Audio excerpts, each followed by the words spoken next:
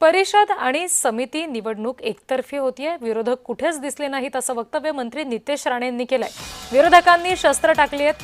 आमदार निलेश राणे यांनी याबाबत आशावाद व्यक्त केला।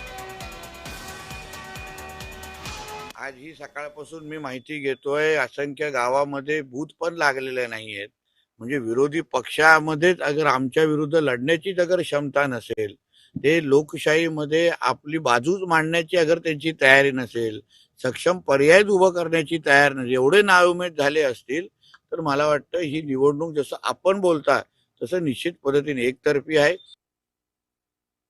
अतिशय चांगल्या वातावरणामध्ये ही निवडणूक पार पडली आणि महायुतीला जो प्रतिसाद आहे तो उत्स्फूर्त दिसला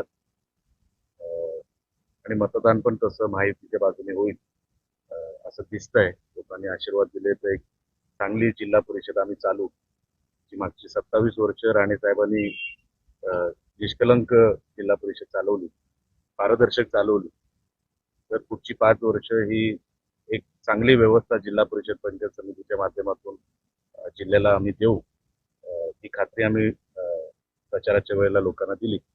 लोक आशीर्वाद देतील असं वाटतंय।